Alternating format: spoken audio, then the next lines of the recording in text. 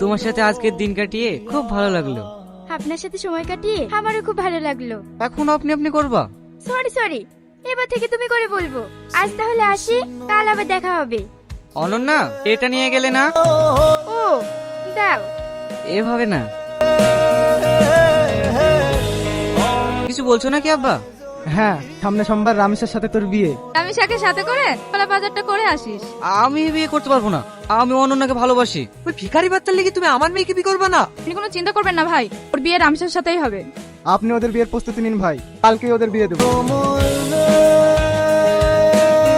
কি না একা একা বসেছে যে? ওই শহরে ছেলেটা লেগে বসে আছে নাকি? হ্যাঁ। ও আর আসবে না রে, কালকে রামেশের সাথে ওর বিয়ে। রমেশের সাথে ওর বিয়ে? হ্যাঁ রে, আর আসবে না। সাথে ডাকলে কেন, কিছু বলবা নাকি? হ্যাঁ, তুই আমার একটা রিকোয়েস্ট রাখবি রামেশা। কি রিকোয়েস্ট বলো? আমি অনন্যাকে অনেক ভালোবেসে ফেলেছি, ওকে ছাড়া আমি বাঁচবো না। তুই যা করি হোক এই বিটা আটকা না। কি করতে হবে বলো?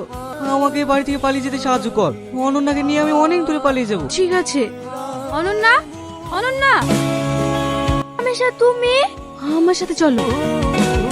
শাহিন তুমি? আমি পালিয়ে এসেছি অনন্যা, তোমাকে ছাড়া আমি অন্য কাউকে বিয়ে করতে পারবো না। এটা কি করে সম্ভব? সব সম্ভব। আমি যে ঠিকানা দিচ্ছি সেখানে তোমরা দুজনে পালিয়ে যাও। আমার কিন্তু খুব ভয় লাগছে শাহিন। কোনো ভয় নেই, আমি আছি তো।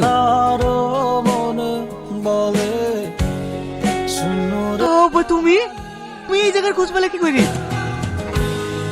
আমি তুই তুই এত বড় বেঈমান মেয়ে? ছি!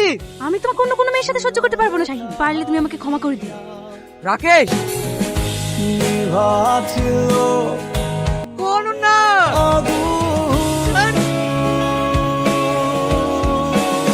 কেউ আমার কাছে এসে চেষ্টা করবি না। শাহিন, পাগলামি করিস না, আমার কথাটা শোন।